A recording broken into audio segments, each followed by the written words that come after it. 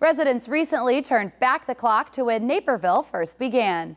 Before all the hustle and bustle of downtown Naperville, the city was only 19 blocks. Officials from Naper's settlement recently took residents on a walking tour back where it all began. NCTV17's Ryan Jones has more. It's hard to imagine downtown Naperville without shopping, dining, and hundreds of people on any given day. But when town founder Joseph Naper decided to develop 80 acres of his land, he had a similar vision. Brian Ogg from the Naper settlement took 11 residents on a walking tour through the original 19 blocks of Naperville. 60% of Naperville was German, had German heritage, and that was in the 1860s. And the early German influence in Naperville can be seen in a lot of buildings and businesses that really built Naperville today.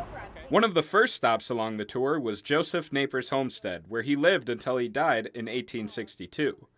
The city of Naperville purchased the lot in 2006, and workers are currently creating a park in honor of Naper. You'll be able to go through the park. We are anticipating a statue of Joseph Naper, a very heroic statue.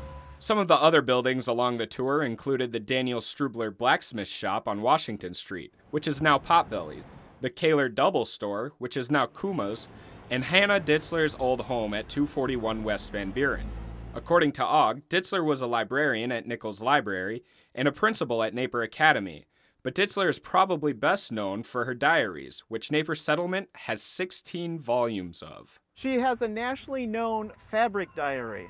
Hannah collected swatches of all her dresses from the time she was a kid to the time of the scrapbook completion, about 1905. Over on Jackson Avenue, where the Alfred Rubin Riverwalk Community Center is today, was the site of the Stanger Brewery Malthouse, and Ogg says that was the perfect location for brewing beer because the limestone that was there kept the beer cool. It was important to tunnel into the limestone because the earth maintains a certain temperature once it's enclosed.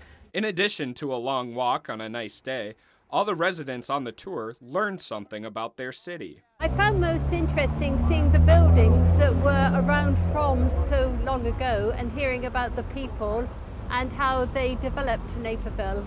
Reporting from downtown Naperville, Ryan Jones, Naperville News 17. The settlement's next walking tour, Streaming History, is October 2nd. For more information, visit napersettlement.org.